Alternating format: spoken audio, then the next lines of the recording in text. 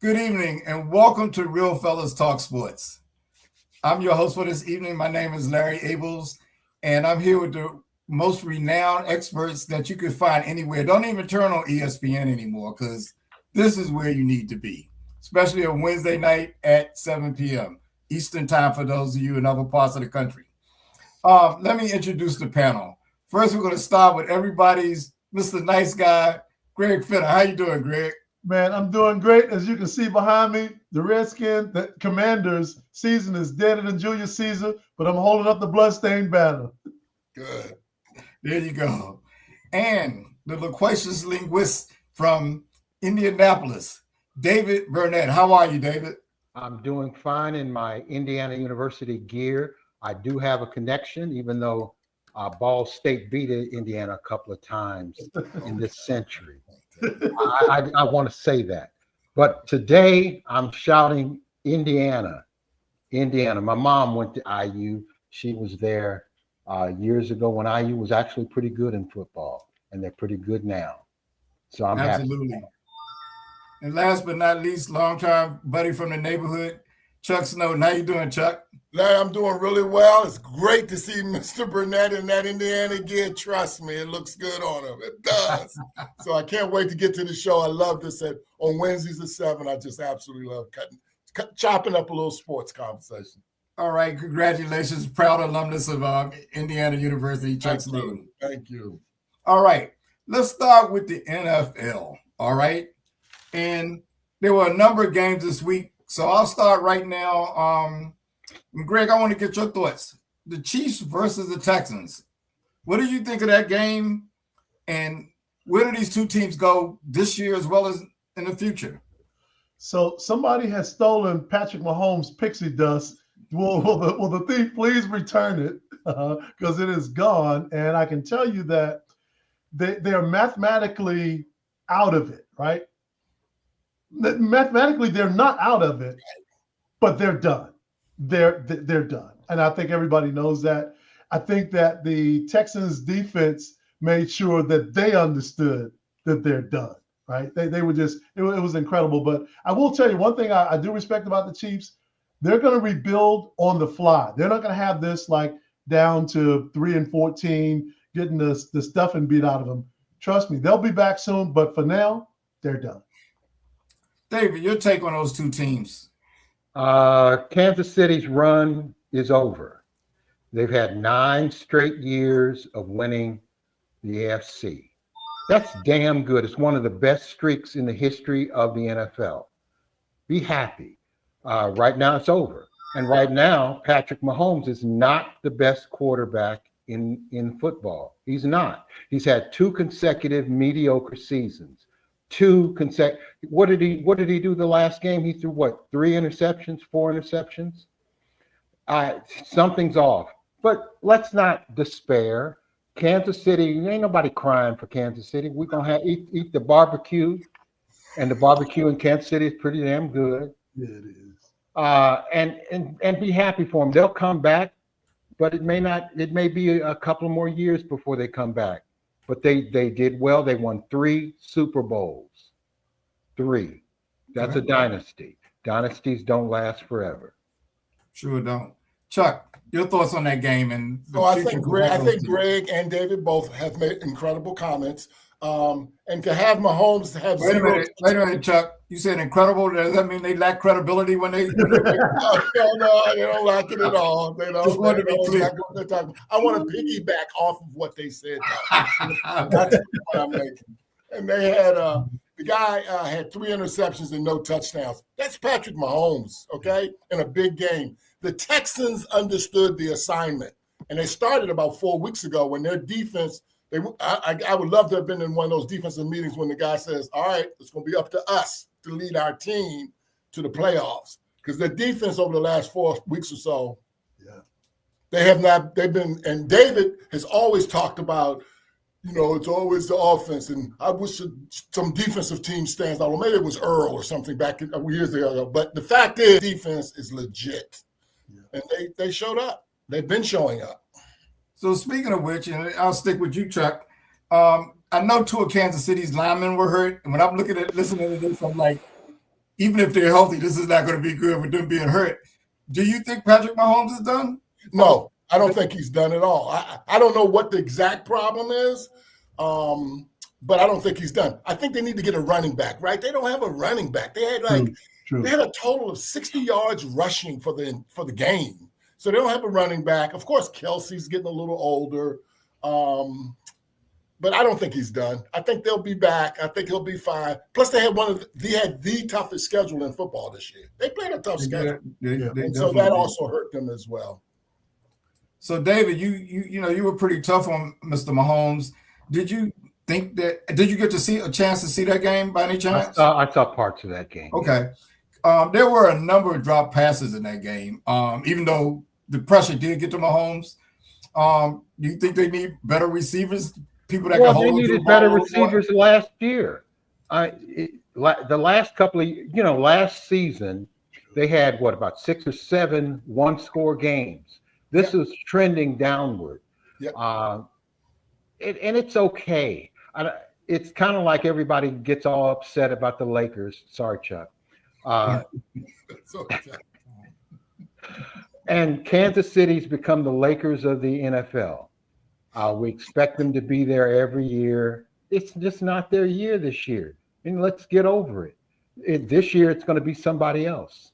Oh, I think we see that. Yeah, but David, hold on a minute. Don't take too big a shot at them last year. They were 15-2 last year and in the Super Bowl. Well, and they got their ass kicked in the Super Bowl. Sure they did. But they were 15-2, but they easily could have been. Agree. My math. 10-7. They easily could have been 10-7, but they weren't. So, Greg, what do you think about Kansas City going forward? Is Mahomes going to be an integral part of the rebuilding, or do they need to scrap the whole thing? I think he will. Mahomes is only 30 years old, and listen, when I say his pixie dust wore off, I mean the underhanded passes, the magical stuff that he was doing. You got to do that stuff you can only do that stuff if you have receivers and players on the other end of that can match that with you. Kelsey had some pretty simple drops. I mean, he dropped some balls that were pretty simple. Kareem Hunt I remember when Kareem Hunt hit the league, he was explosive. He was got in a little trouble. Kind of hasn't been the same since. No. So I think they really need to get a really good running back, but they're going to rebuild. I'm an Andy Reid fan, right? I believe he understands how to rebuild this team on the fly. They have a few pieces missing. They don't have to do a total rebuild. They got some things that they need, and people will love to come there. Free agents that have an opportunity to play in Kansas City, they'll come play there. They'll play in Kansas City. So don't put the gear away just yet. All right. Away just yet. Well, while I still have you and talking about the future, we're going to switch gears a little bit. What about the Texans? They seem to be a team that's maybe peaking at the right time. What do they need to do? Are they going to be able to make a run this year? Or what about the future? What would they need to do going forward? I think they're going to make a run this year, but the thing that's going to expose them is they are so defensive minded. Their offense is weak. Their offense lacks explosiveness. They don't have the ability to make a big play when they really need to. But I'm telling you, Hunter and Anderson Jr., those two edge rushers, great. Damn them on it, man. They can change the complexion of a game overnight. So I love where they're going, but they got to get a little more offensive minded as they retool and get ready for next year. I don't think they'll go too deep in the playoffs this year just because they don't. I think they have the ability to slide in where I believe, sorry, David, the Colts are going to fall out. The Colts are going to fall out, and I think that the Texans are going to slip right in there, and they'll make some hay, but they won't go too far because they don't have the offensive firepower. Chuck, what do you think the prospects for Texans' future is? Short term, long term? I mean, I really do like their defense, and I too, I'm one who can admire a good defensive-led team. They're not the '85 Bears or the great Buddy Ryan defensive teams of some of the other teams in the past, but they are a nasty bunch, and they can, they can make the game, and they're not in the great. Again, sorry, David. They're not in the greatest conference in the world, and they're good. I think they're good, and I think once the playoffs start, who knows what that defense can do in a playoff game. David, how do you think the Texans will do going forward? They'll do all right. They're gonna be all right. Very enthusiastic response. Okay, let's. David has never been a big CJ Stroud fan, and I get that. It's okay, you know. Well, he's a young quarterback, which definitely has some growing pains. Sure. Needs to get a little better. I think most His people. commercials are getting better. Who's getting better? I'm sorry. His commercials. They are. They actually are. They really are. CJ Stroud's commercials are actually getting very good. Well, he's better than that other Ohio State quarterback, Justin Fields. That's for sure. Oh. David, while I have you, did you get a chance to check out any of the Bears and Packers game? And I did. what did you think about that contest? Packers. I think they may be in the Super Bowl. Oh, okay. Jordan Love. He looked pretty good, didn't he, Chuck? And can I get some crow? Can I get some crow, please? Let's get with Chuck. Just bring it in here and let me start the eating. Yeah, I was wrong about Jordan Love. The last 4 games, he's been absolutely outstanding. Maybe the second best quarterback in the league in the last 4 games. Can we hold that comment for whenever you get? Because if he throws an interception, just give it time. Just give it time. Usually it's every other week from him, but the last 4 weeks he's been good. I think it's been tied to when that guy Christian Watson came back, because now that receiver, that connection the two of them have is really, really good. They're a well-coached team. He's doing his part, but you're right. The last 4 weeks, Jordan Love has looked very, very good. Of course, the defense with Micah, it's solid as well, but Jordan Love has been the key to me. Greg, did you get a chance to see any of that game? I did. I think the Packers have a very underrated defense. I think Micah Parsons is getting all of the stories and headlines right now, but that defense is way deeper than that. He does compliment them well, make them better. The Packers are the team to watch me. The Bears are on the rise. They're rising. Johnson is making Caleb a lot better. He's gotten better. You can see his progress in real time. I mean, he's gotten so much better. But they were just overwhelmed, and I think it's because the Packers defense is just that good. Jordan Love, man, listen, if Matt LaFleur can ever get control of him and keep him from doing that one dumb thing every game, and it's not because he's dumb, it's because he's got that hero thing. I think I can make this throw. No, can't. But he is a super talent, and LaFleur is one hell of a football coach. Again, one of a Washington alumni, another great coach that got away, but he's a hell of a coach, man. I love Matt LaFleur. Well, you know, Greg's the only one that brought up the Bears. David, I want to switch back to you. I mean, they lost that game right at the end. Yeah. What did you think about that? The Bears were the number 1 seed. They fell to number 7. Just that's how tight things are. I mean, things are tight. What do you think about their prospects? I hope, the Bears used to be my favorite team when I was a little boy, but I'm an old man now. I see things differently. Obviously, I see things differently. Caleb Williams looks Mahomesian, if I can make that statement. Which Mahomes are you talking about? The one we used to know, or the one that you think is gone? The one we used to know. Okay. Because he has trick passes. He's fast. I don't think he's that accurate, but he's interesting. He can get things done. The Bears are about a year or so early.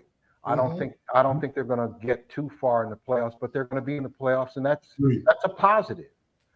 And Caleb Williams will set the Bears' passing record this year, which is not a high bar to overcome. Right, they've never had great quarterback. Who's number 2? Yeah, right, never had great quarterback. Hey, listen, that was a good old-fashioned, seriously, that NFC. What is that? NFC North ball game. It could have gone either way.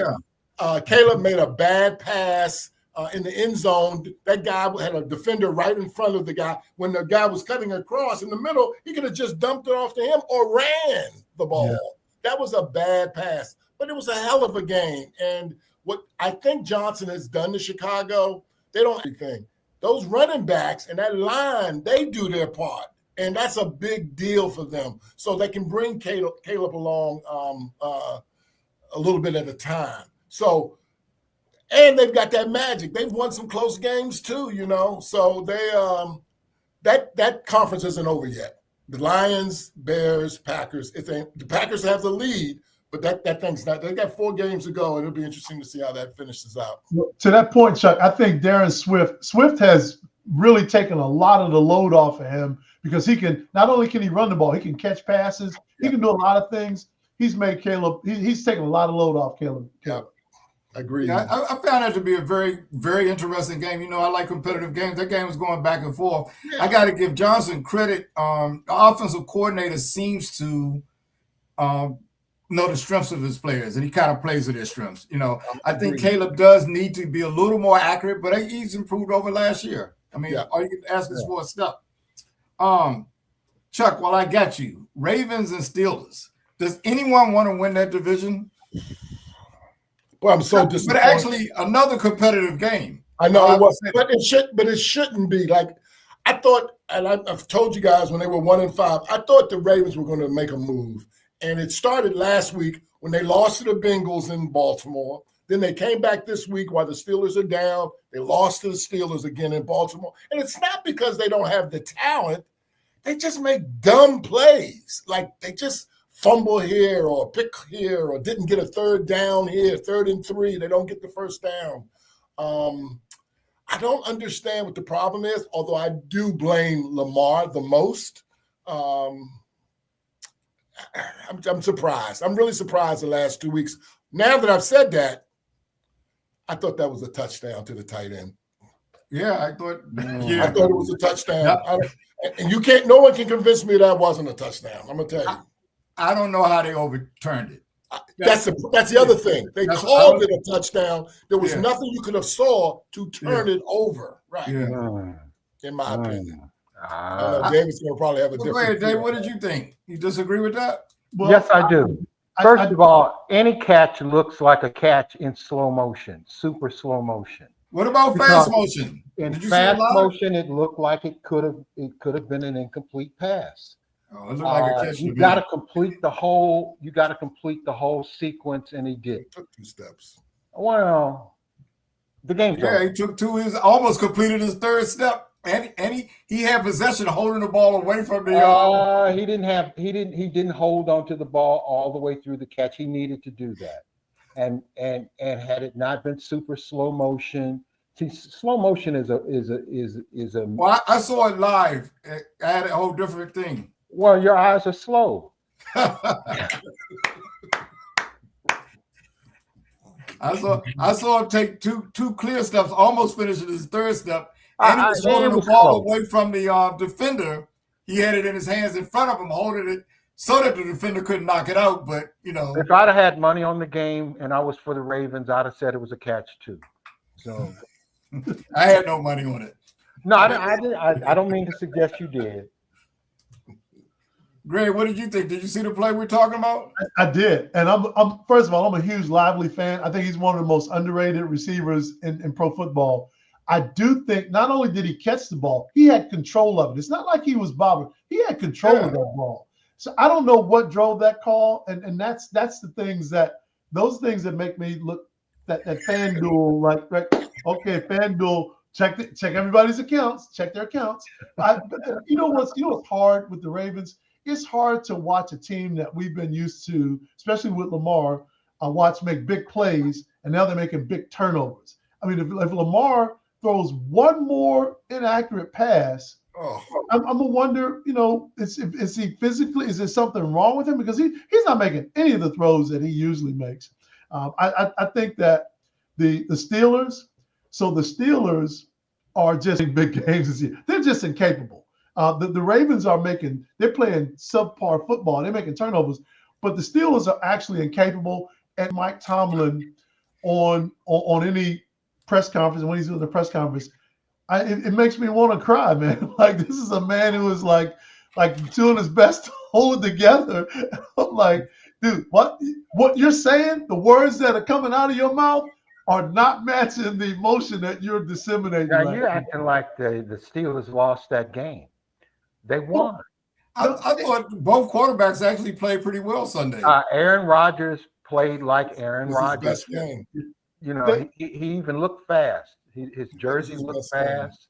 He looked fast. So that they won, David. You're right. but you could see this. It's like finishing the race with 3 tires instead of 4. You can see they won, but it's like, yeah, but they sucked. I mean, they looked pretty bad. I mean, they were outgained 30 yards to 315, outgained. I mean, but again, they won the game. They put up 27 points. And in the words of Herm Edwards, we played the game to win, right? And they won the game. So, but Lamar, he on the old, if they needed a first down on 3rd and 3, and he went in the pocket and he started to run, he would get 20 yards, not caught immediately. He was getting away anymore. It's very well. If you notice that the difference since he's been back from the first part of the year, teams can blitz him now. And he still has that first move where he can juke them, right? But he can't outrun them. Yeah. And I gotta think he hasn't practiced for 4 weeks since he's been back, and he wasn't practicing when he was out. I gotta think he just sat there and said, "Me at 80% is better than us losing every week." They just gave Mark Andrews a 3-year huge contract just 2 weeks ago. They don't throw the ball to him at all during the game. Yeah. So he only gets a few targets. As important as Andrews is, he's still only got a $13 million a year only $13 million a year contract. Tight ends like Andrew, who's the most important receiver the Ravens have had for the last 4 or 5 years. For tight ends to get paid what they get paid is a crime. Just like running backs, good running backs getting paid what they get paid, it's a crime. Yeah, I know, man. I couldn't make it off $13 million. I know, man. Yeah, that's a shame. You got to go to the poorhouse. Hey, let's switch to the last game I want to touch on. One more thing about that game. Go ahead. Both those coaches, neither one of them should be fired, but they're both in need of some kind of refresh. Both of those franchises are there's something missing, and these guys are fantastic football minds and great motivators, but there's something missing. Both of them are in need of a refresh. Sometimes I would say in the case of those players on your team. I would say in the case of Baltimore and Philly, it's not that they don't have the talent. I can't figure out what the problem is, but they got talent, both those teams on both sides of the football. Yeah. Agreed. So, offensively, Lamar is not playing like he was earlier this year and last year. I just don't think he has the physical thing to do it. I hope that he can come back next year, but you have an ankle and that quad injury. It ain't gonna get better playing on it. But I think he just decided 80% of me is better than what we were doing, because they won 4 games in a row when he came back. I know, even though he didn't look great. And then they played the Bengals, which has the worst defense, and then they played the Steelers that were struggling at home, and they lost both those games. I don't blame the Steelers game on him, though. And I think that touchdown should have been called. Yeah. That would have made the difference in that game. Yeah. Last game I wanted to touch on, David, we'll start with you. The Eagles and Chargers. Oh, man. Jalen Hurts has been getting excoriated on Philadelphia talk show. Well, I've been a big Jalen Hurts guy for a while, but I'm fading. He looked terrible. He's looked terrible all year. He's making a lot of mistakes. He's just off. And, and I think what started it, the wide receiver getting all pissy 3 or 4 games into the season kind of started them on a downward trend. Just catch the damn ball and shut up. That's what should have happened. But ever since then, there have been little problems and probably some backbiting behind the scenes that we don't know about. Philadelphia, a defending Super Bowl champion with most of the same players, should be better than this. The running back, he's done nothing. He's been average at best. One game over 100 yards. Yeah, 2 now. He got the second one this week. Okay, he's got 2. Yeah. Okay, how many did he have last year? 10, 15? Some about 10, some like 10, and something like that. Over 2,000 yards. A couple of them over 200 yards. Yeah, so there's something fundamentally wrong, and it's just one of those years. But the Eagles like to argue among themselves, and they're not going to go anywhere this year. You give any credit to the Chargers? No. Okay. Greg, what did you think of that game? So the Eagles need to get on the radio and yell, "Mayday, Mayday, Mayday. We are going down, Mayday." I'm telling you, this is like the movie title, Everything All at Once. All hell is breaking loose at one time. Hurts can't hit the side of a barn. AJ, after talking all that trash, is dropping balls. So Okay, again, which is it? Which is it? I mean, he's talking all that trash, and then he can't hold the ball. Right to David's point, shut up and catch the ball. Okay. No books on the sideline. So here's the other thing: the play calling, as always. I'm starting to wonder: is the play calling that bad, or is the execution just that horrible? I don't know which it is, because all these plays don't look that. I mean, when Saquon ran that touchdown, it's like, boy, that was incredible execution. That execution was phenomenal. But what in the heck happened after that? I mean, it just, I'm telling you, they Mayday call. That's all I can say. Mayday. Well, let me just speak to that execution thing real quickly. Look, if Jalen Hurts can fumble 2 times in the same play, it's execution. Well, he drilled one into the guy's chest, recovered the fumble, gave it up. Chuck, so Greg being a golfer, Greg can understand something I'm going to say now. So Tiger Woods would win these tournaments, have an incredible year, and in the offseason, he'd tweak his stroke. He wanted to change his grip or do something to his swing. I'm like, dude, you just won 8 tournaments. What are you doing? Yeah. So Philly last year, they had a great team. They had a philosophy. Maybe they weren't winning pretty. Maybe they weren't putting up 400 yards of passing or whatever it was, but they were winning. They had a winning philosophy. And it sounded like this year they want to win pretty, or they want to win with style points or something, instead of playing good old-fashioned snot-nosed football. Yeah. Just give it to the running back. Let's blow these dudes out. And it hasn't worked. It just hasn't worked. Maybe because they got a new offensive coordinator. I don't know. I don't know if that's the same one from last year. But they don't look like the same team. They really don't. And David mentioned a point about, I don't think Hurts is playing well. You mean 4 interceptions, and in one play he had an interception and a fumble on the same play? I mean, I don't know what is going on with Hurts. Well, he's not a good receiver. Drop a lot of balls. The wide receiver shouldn't be dictating to them what to do. That's the coach and the offensive coordinator. Finally, and Larry asked the question about the Chargers. The quarterback showed me a lot of guts, a lot of heart. Yeah. That dude had a broken hand, and he's got offensive linemen that are out. And he was running the ball, and he was taking the hits, and he was getting up. And I'd give him a lot of credit. They didn't look great offensively, but if the quarterback on the other team is throwing 4 interceptions, I guess you don't really have to. How good you have to look. But don't you think people like the Eagles receivers, like A.J. Brown, was helping with some of those interceptions? I mean, what hit him? He had a bunch that were hitting him right in his hands. Greg said something a couple of weeks ago that I started noticing. They don't seem to use both receivers in the same game. They don't. It's one or the other. 1 or 2 passes to Smith, who I think is pretty good.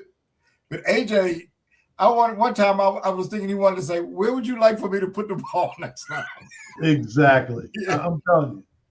I don't know. I don't know. I look at the Dallas Cowboy wide receivers and the Cowboy quarterback, and these 2 dudes don't look the same to me at all. So maybe they have a better record. Throws it to those guys. You have a better record than the Cowboys. David's right. Even with 4 straight losses, because it's 4 straight, right? Yep. Is it what, 8-5 now or something like that? 8-5, I believe. Yep. Well, they have the Raiders and the Commanders twice. If they don't right this ship soon. So let me mention that real quick. So we're going up to Philadelphia this week in the Snowdens, and we're taking Sky. But we checked the weather yesterday. It's supposed to be 20 to 25 degrees. I'd stay home. Yeah, we're committed. Okay. Okay. I'm looking at West, and they've got 3 teams: San Francisco, Seattle, and the Rams. I don't know their schedule, but I'm assuming they might have to face each other the next few weeks the way the NFL does it. Do all three of those teams in the Rams, 49ers are 9-4. The other two teams, Seattle and the Rams, are 10-3. Do all three of those teams make the playoffs? Chuck, I'll start with you. I think the 49ers aren't going to make it, but I do think the Rams and the Seahawks are. Okay, 2 out. And I please put, I think the reason the San Francisco's not going to make it, they just got some injuries. They got great coaching. Oh my God, great coaching. And then their backups are doing well, but they just got too many injuries on the defensive end and Fred Warner. You know, they just got too many injuries, I think, to overcome. And they still have a good record, but I think they kind of overcome them anyway, haven't they? Well, they still got to play those other teams. They still got to play the Rams and the Seahawks, and I don't think they're going to win those games. David, do all three of those teams make it? It's close. I mean, because they all have decent records at this point. But I would agree with Chuck. Probably San Francisco's not going to make it, but it'll be close. It'll be close. Seahawks, you know, that quarterback that they got, seeing Ghost, he's gonna revert to form. Chuck, So you know, the Seahawks may not make it. You think the Seahawks may not make it? No, they're going to make it, but they're going to get their butt kicked in the playoffs. That's what I say today. I might change my mind next week. Hey, speaking of that, real briefly, again, eating a little crow. JJ McCarthy looked good against the Commanders this past weekend. Okay, the Commanders. Everybody looked good against the Commanders. Playing a G League team. I got on a Commanders jersey, and I'm telling you, everybody looked good against the Commanders. Really good. But I think that it's either going to be the Lions or the 49ers. I think one of those two teams aren't going to be in the top 7 or whatever it is. It's going to either be the Lions or the 49ers. So that means you're putting the Bears in, I guess. Yes. Okay. Greg, all three of those teams make it? No, I don't think the Seahawks make it. And I'll tell you why. Because they got the toughest schedule remaining. They got the 49ers, the Panthers, the Rams, and the Colts. Those are 4 tough. I mean, those are 4 tough games, man. Whoa. Do you think they can go 2-2? Yeah. They go 2-2. They got 12 victories. Right. They could. But they got the toughest. I mean, the 49ers schedule is a lot easier than the remaining 4 games, I should say. Right. I don't know if I had to see one get bumped. I think it might be the Seahawks. I don't know. I mean, I think it could be the Seahawks. They have a good defense too. A very good defense. Okay. Top 5 NFL teams. Greg, I'll stay with you since I have you here. All right. I got the Rams, Seahawks, Patriots, Bills, Broncos. Okay. Chuck, who do you have? New England, Rams, Seattle, Green Bay, and Denver. David. All right, let me look at my list here. New England, number 1, Denver, Green Bay, Rams, and Buffalo. Ooh, still hanging in Buffalo. You know what? It was going to be interesting this year with Buffalo. Every year is talk about Josh Allen does so much, but other quarterbacks outplay him, even though I know he's not playing against quarterbacks. It always sounds kind of crazy to me. Right. But this year, it may not be any quarterbacks in the AFC that are really better than him. But again, he's not really that are going to make the playoffs, I should say. Then again, he's not really playing against the quarterback. Could it be Buffalo's year, David? What do you think? This is the year that it could be because the Chiefs are out. I think we can all agree the Chiefs. And that's really who's been beating them. And they've got a big game against New England this weekend. Yeah. And if they can put a number on New England, they're gonna sweep the AFC and they're gonna win the Super Bowl. I mean, what better story can there be than finally the Buffalo Bills? The last championship they won was 1965 with Jack Kemp as quarterback. The senator or the congressman. I interviewed him a couple of times, by the way. Really? Nice guy. Even though he's a Republican, I was impartial. What do you think, Chuck? Well, they should look. I was bouncing around last week on the talk. I thought Cincinnati was going to beat them. I mean, Cincinnati had a pretty good lead on them in Buffalo. So, but it looks like, doesn't it, Larry, that it's lined up that this could be Buffalo, unless you believe in New England, and it's really hard for me to believe in New England. I'll get a better sense of that, as David mentioned, after this weekend. Greg, what do you think their chances are? I think the Patriots are going to knock the tail legs out from under the table they're sitting at. I do.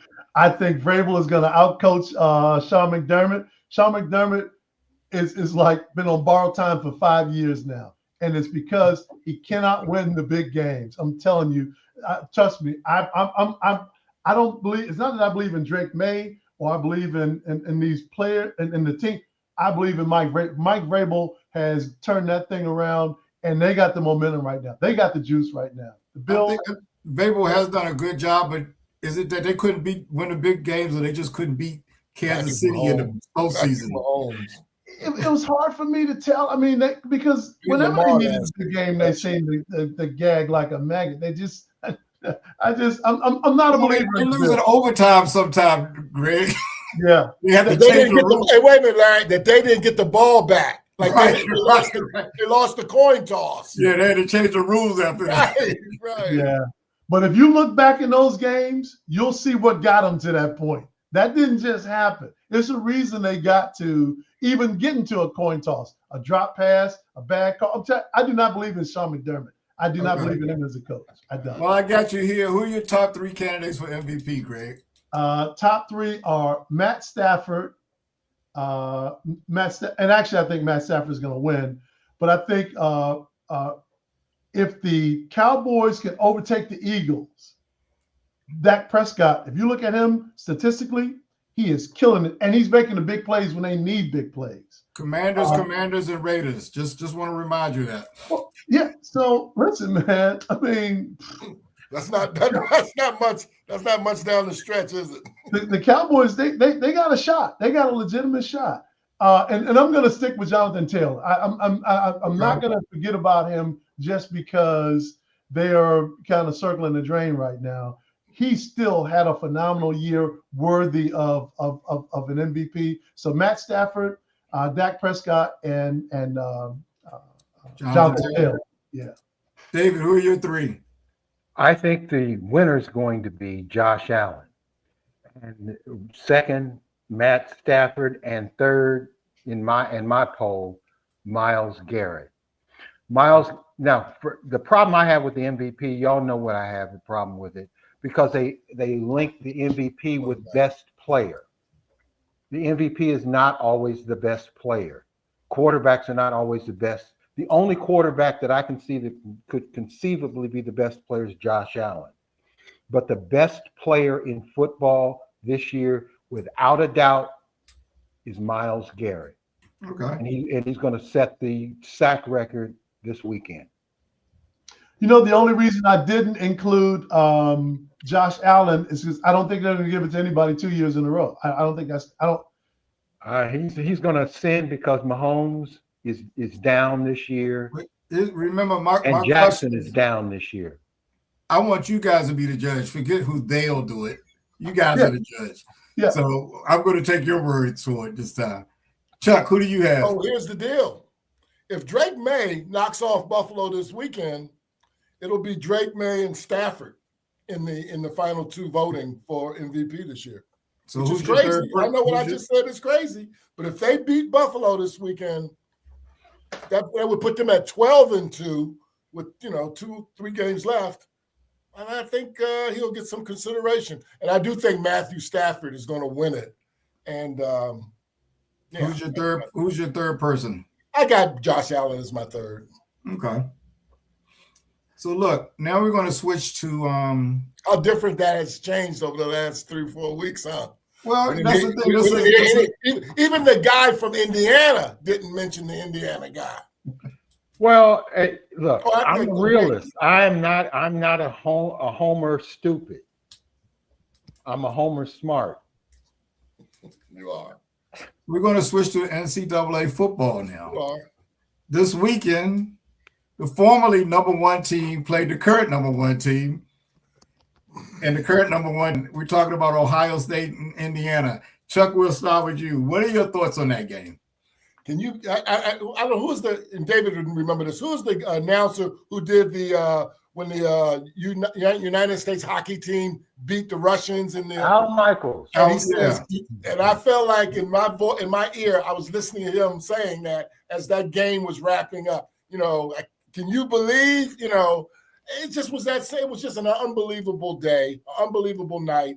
But I think it came down to three things in that game. When it was third and one, and they went for it, or fourth and one, and they went for it, and it looked like they had it. They went to commercial. When they came back from commercial, they were down at the 6 or 7 yard line. When they came back from commercial, they said the quarterback's knee had hit the ground, and they gave it to Indiana. I thought that was critical. The field goal Ohio State missed on the 2 yard line. On the 15-yard line or so, missed that field goal. That was critical.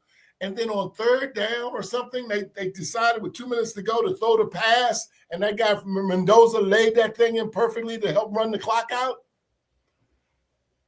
Point, set, match. I give Indiana a lot of credit. I really do. And I don't know that they could beat Ohio State if they played them, you know, if it was a best of 7. I don't know if they could beat them, but they beat them that day. That's all I care about. David, you got your Indiana shirt. Your thought on the game?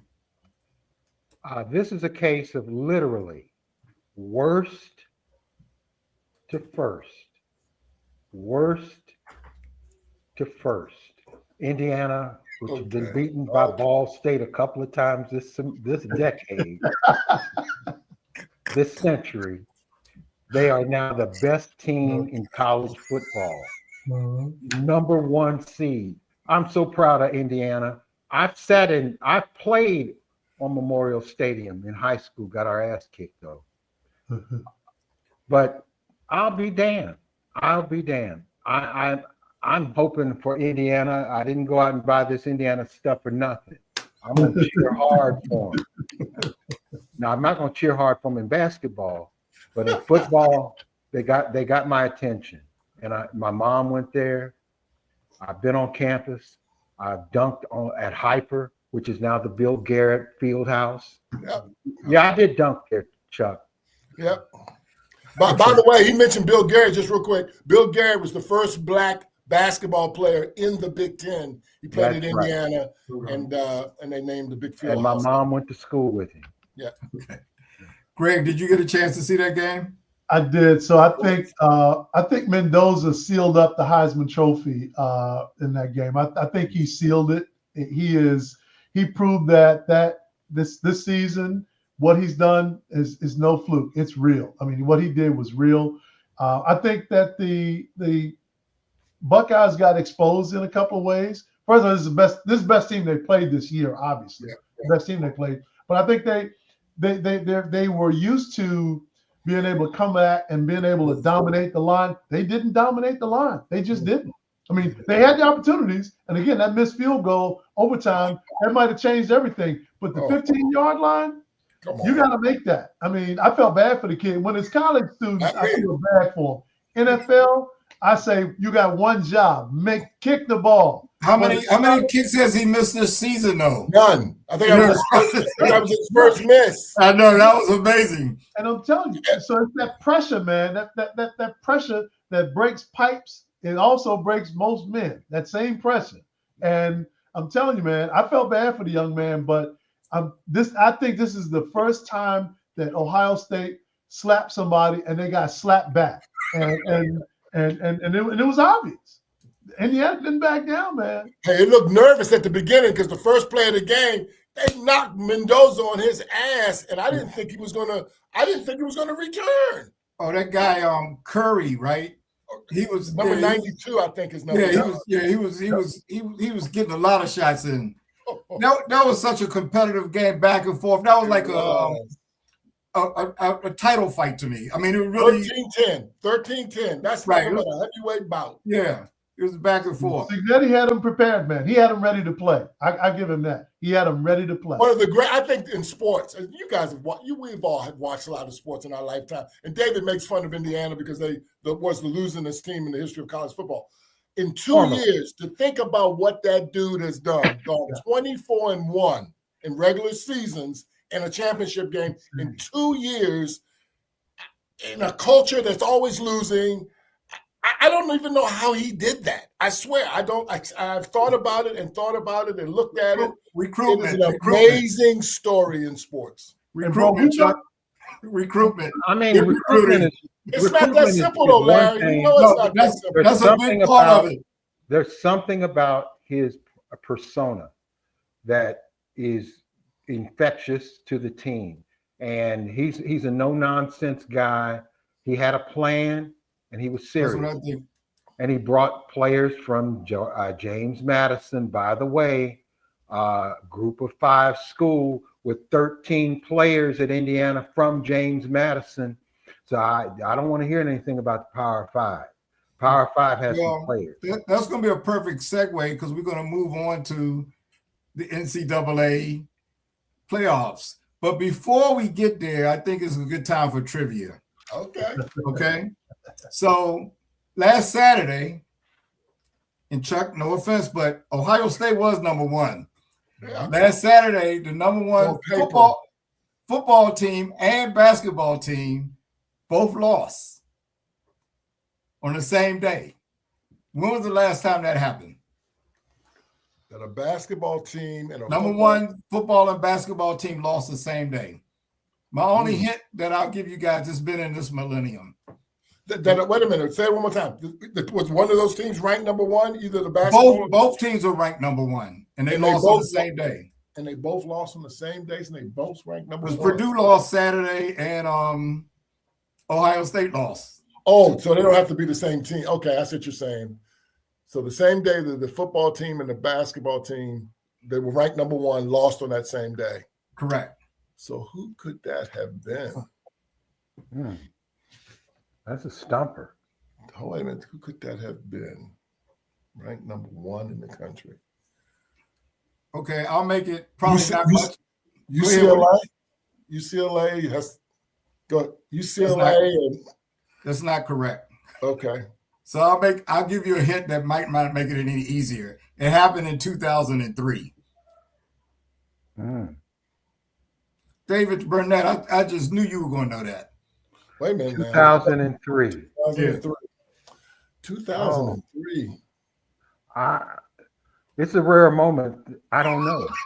So did 2003? Did Duke lose in basketball and maybe Ohio State in football? Alabama lost in football. Yeah. Look at Michael Van coming through. Yeah. Is that true? Was Alabama the football team? No. Oh, sorry, Van.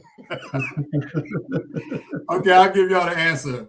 The football team was Oklahoma and the basketball team was Kansas. Okay, Big 8. Yeah. Wow. Listen, I'll try to come up with an easier trivia question. That was a fair one. That was fair. Yeah. Okay. NCAA football playoffs. Who got snubbed and why? Greg, we'll start with you. Okay. Or did anyone get snubbed? So I really don't want to call it snub. Notre Dame got left out. That they think they got snubbed. I think they got left out because first of all, their schedule was not what they think it was, in spite of the athletic director's belief that they've had the best 10-game run in the history of college football. Wrong. That's not right. And Indiana had a pretty good 10-game run this year, right? Exactly. I mean, come on, man. I mean, and so, but the other thing is, everything that Notre Dame, everything I've heard from them, it feels like entitlement. It feels like they feel entitled to being in the playoffs. Like, we're Notre Dame, we should be there. Get your butt in the conference, play these Big Ten teams, these SEC teams. Get your butt in the conference, fight it out like these other schools have to, and play. You're in the conference in every other sport, but football, you're the Gold Domers. You're independent, and you do what you want to do so that you can keep that fat bank account. But I don't think they got snubbed. I think they got Miami kicked their ass. So that's that. By 3 points. So what? Well, kicked asses might not be the adjective I would use either. They beat they beat them at home by 3 points. Okay. So what? They beat them. David, you got a different opinion? Or anybody snubbed? Well, I think he Notre does. Dame got snubbed. I think he does. Notre Dame got snubbed. The reality is, and I understand where Greg is coming from, but I don't agree. Right. But Why don't you set them straight, man? Notre Dame is the king of college football ever since the 4 blocks of granite and Newt Rockne. So we're talking 100+ years of greatness in actually Notre Dame, Indiana, because they don't believe that they're in South Bend, and that's a fact. The post office says Notre Dame, Indiana. Notre Dame deserves everything that they get. They don't need to be in a conference. They're kind of in the Atlantic Coast Conference in all other sports, but in football, just like what we say here in Indiana, in every other state it's basketball, but this is Indiana. In every team in college sports, it's football, but this is Notre Dame, and that's the reality. And people may not like it; they're arrogant. Sometimes I don't like them, but right now I like them. They got a good coach who the NFL wants badly. He's getting ready to get $15 million a year. So Marcus Freeman is guiding them well. They got snubbed. So The only reason they didn't get in is because of Alabama. If they're in, who should be out? Alabama. Okay, Chuck, your thoughts? Well, I don't think they got snubbed either. I don't even at all. And I think for a very simple reason. Now we can add on some other reasons, but it's very simple. The strength of schedule, they're about the same. The record, it's about the same. The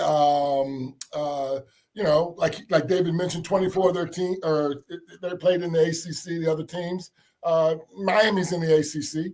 My point is, at the end of the day, so let's look at head-to-head then. Did they play head-to-head? Oh, they did. Oh, they did, huh? Well, how did Notre Dame do against Miami in head-to-head because everything else was even? Oh, they lost.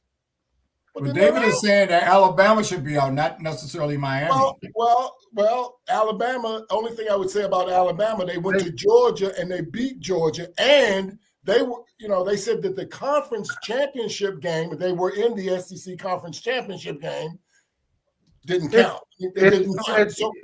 So it didn't count. I didn't mean to interrupt you. I'm sorry. Go ahead. If we looked at this for the NFL, we'd be going crazy, because this happens in the NFL all the time. Teams that should win don't win. They might have beat somebody earlier in the year, but they weren't there in the end. In the end, Notre Dame was better than Miami, period. I don't care what the schedule was. They were better than Miami. If this was the NFL, this is the NFL. No, you're right. If this was the NFL, Miami would be in. Right. They played each other. Yeah. I wish they could have played Alabama. I know you do. I know you would. I know. I mean, let's be honest. Here's what you could say honestly, and I'm sure Larry's going to talk about this in a second. I mean, is Notre Dame better than JMU and Tulane? I would say. Man, yes. well, maybe. Whoa. I would say they are better than those two. Maybe. Well, if it's maybe that you're saying they definitely would beat Miami right now. To me, the other one is a stronger than. Well, that's what we seem to say. Your team, Indiana University, which is now my team, Indiana University, has 13 players from James Madison. Right. James Madison is in the tournament. So that means there's 13 players from Indiana, and I don't know how many players they're bringing, 60 players from James Madison. There's a lot of James Madison influence in this tournament. Well, so just because it's who do you think David would win between Notre Dame and James Madison, David? It could be James Madison. Against Notre Dame? See, don't get me started on this group of five. You just did it with Miami. Look, James Madison could win. It's a cartel that's involved, because the cartel is designed to make the group of five look bad. When I barely played college football, 5 or 6 of my teammates played crucial minutes in the NFL. One of my teammates intercepted a pass and ran it for a touchdown on Monday Night Football. So we were pretty good. We could have beat Indiana. We didn't get a chance to play Indiana in 1970. Right. Back then, you might have been able to. Hey, Larry, no, not Mike. Oh, so let's talk about hey, this. wait a minute, Larry. Who do you think? Then do you think anyone got snubbed? I was going to get to the next point. It's what I was going to say. College football has always had this, because it used to be a mythical national champion, right? And you would have teams every year. I never liked it. Remember when we first talked about it, I said, I don't like this ranking stuff. Let's let the teams play each other. Yeah. I'm not sure if right now Ohio State and Indiana rank 1 and 2. I'm not sure how they would do if they was in the SEC. I think they may very likely have lost the game with, in that league. I'm hoping to see them play them. I think if Georgia was in the Big Ten, I don't think their record would be what it is either. Amen. I'm not too sure too many teams in the Big Ten are going to beat Georgia. You don't think Indiana, Ohio State, Oregon would beat Georgia?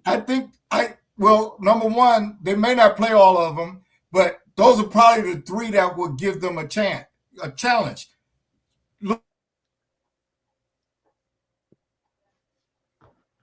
Uh-oh. Did he freeze? I think so. Am I froze? No. Oh, I'm not froze. Okay. But because here's the thing. Remember, Ohio State played Texas A&M. I mean Texas. They played Texas, yeah. They beat them. No, I agree. I mean, they beat Texas, but Texas was kind of far down in that league too. They weren't one of the monsters of that league. No, I think they would be competitive with them. I think if they would, I would love to see. And maybe I shouldn't even ask for that. The best teams from these conferences kind of like play each other during the season. The bad news is they would probably eliminate each other because some of them might have 2 or 3 losses. Right. But I like the competition. I think the conferences are too big. I mean, that's the thing. Teams don't play each other. But I don't know. It's always been a mythical thing. And just like we're up here supposing, I don't think necessarily everybody in the SEC could beat everybody in the Big Ten, nor vice versa. I think it would be a balance there.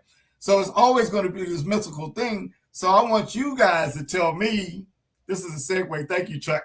How would y'all resolve this thing so that we'll have less controversy, or can it be resolved? Dave, you want to take a shot at it? I'll take a quick shot at it. The reality is there are 65, 66 so-called Power 4 teams. That's all. But the reality is only 25 of them matter. That's the reality. The other 40, they're not any better than the best group of 5 schools. They're not. That's the truth.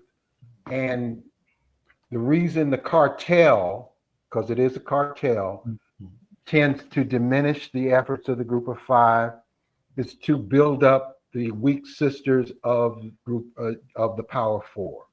And there are some weak ass teams in the Power 4. Weak. So how do we get around this controversy that we're having at shrink it down to the Big Ten against the SEC and everybody else shut up. That's it. So you don't even think the Big 12 should be in there, huh? No. Okay. Or the ACC. Well, I can see an argument about the ACC this year. Well, this year. I mean, Clemson had a run a couple years ago. Yeah, they've historically been good, and Florida State has had some good teams too. Miami has had some good teams too. Yeah. Greg, how do we get around a controversy, or can we get around it? I think so. See, I think it's a bunch of crap. First of all, that you got people sitting saying this year, this conference, a Big 5, Power 5. Okay, how about we just take the top 8 and have a playoff? How about that? Maybe we got too many teams. Maybe the reason we got some crap in here is because we got 12 teams. We got too many teams in this damn thing. Maybe we need to take the top 8 and play and have just the number 1 seed, number 8 seed, and play till we get a champion. Forget about what conference you're in, how many games is you in, what is you rank, and if you didn't crack the top 8, you don't make the playoff. Go home. Bye. But we've kind of tried that before, right? And team number 9, let's say if Miami and Notre Dame were 8-9, and they didn't play each other. How would we resolve that? I mean, we do. We let them play in the Orange Bowl. We send them to a bowl game, and y'all duking out over there. But you didn't make it the top 8. You want to be in this playoff? Be in the top 8 next year. Boom. That's it. A voting thing. Chuck, what do you think? Basketball has 68 teams, and we still argue. Yeah. So yeah. I just don't think there's an easy way to do it. I don't have an answer, Larry. Honestly, I was kind of hoping David and Greg was going to knock this out of the park, and I wouldn't have to just piggyback off of them. I just think I don't know how you would resolve it. One thing that I thought about, and people may want to argue about it, but let's say, what if we took the top 2 teams out of each conference, regardless of conference, and then we could seed them and let them play each other. I mean, you're going to have some teams. You're going to say, well, this Big Ten team or this SEC team is better than those teams.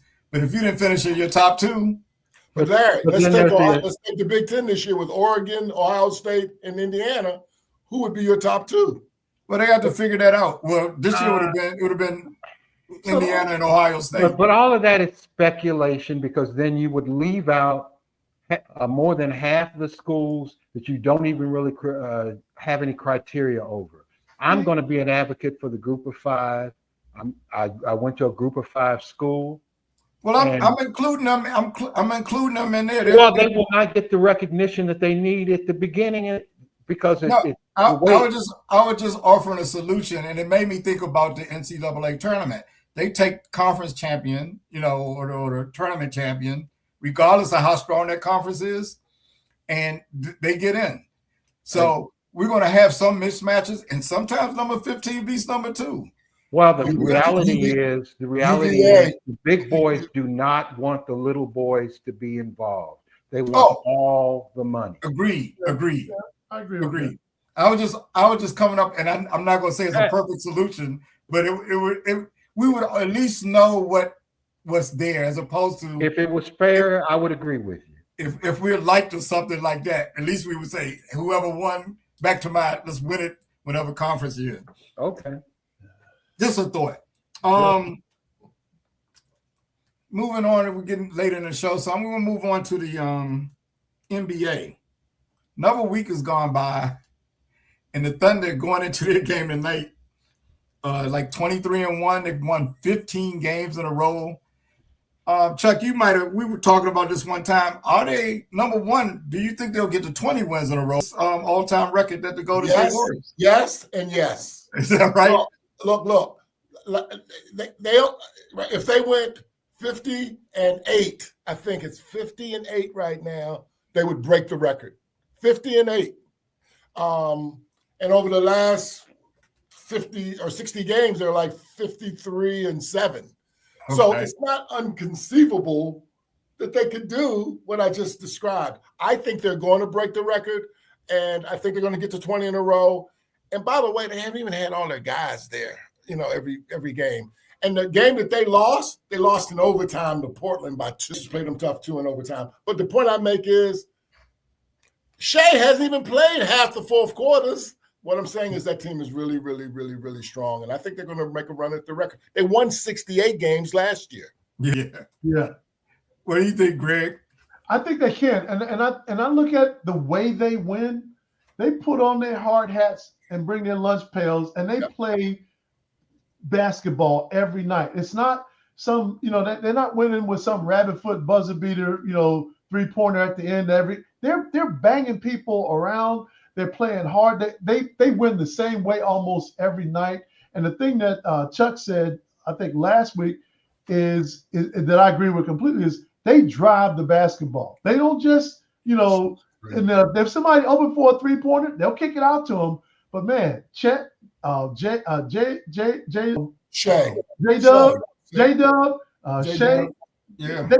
guys, their first. I mean, the master of the mid range is fun to watch, man. He never misses these 10 or 15 footers. But I'm telling you, I like the way they win. That's why I think they can break the record. Yeah. David, what do you think the odds are of winning 20 in a row? And pretty good, but injury.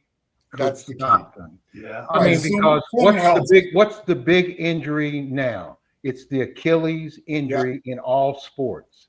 For some, I don't know whether it's the shoes. But I've seen more Achilles tears in every sport Soft than at tissues. any other time of my life of watching sports. Something is wrong there. That's And, the there disclaimer. needs to be some research. David is right. That's the disclaimer. Well, yeah, I think we got to say injury, even though they've had a lot of injuries already. If Shea Gilgeous-Alexander stays healthy, He goes down. yeah, All that's, bets are off. that's the key. All to the bets game. are off. All bets are off. All right, well, it's time for closing statements. And does anybody have any closing statements? Greg, I'll ask you. Do you have a closing statement? I do not. Chuck, closing comment? Mine is real quick. Real quick.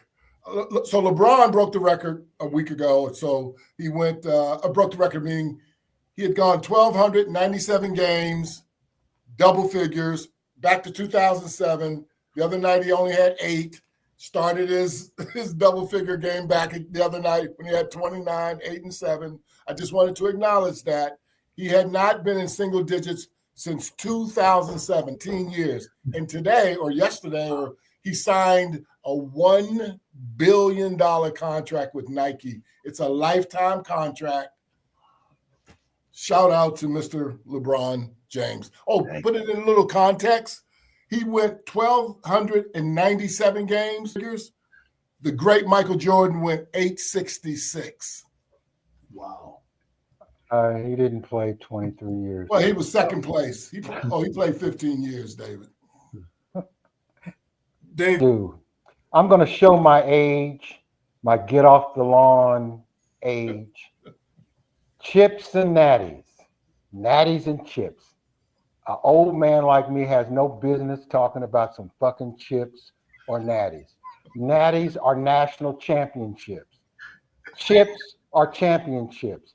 And a 70-year-old man has no business saying chips or natties.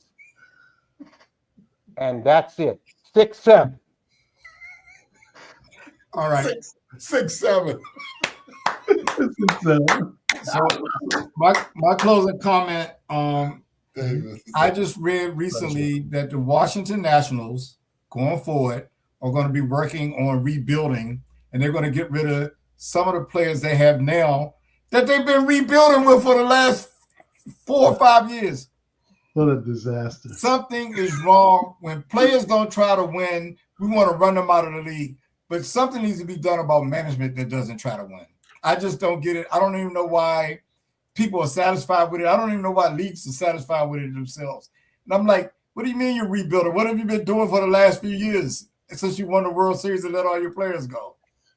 This has got to stop in all sports. It's losing any credibility that they have. So I guess that's all we have for today. We ended on a positive note there. Thank everybody for tuning in. Michael Van, thanks for shouting out to us. And we'll see everybody next week on Real Fellas Talk Sports. Good job, fellas.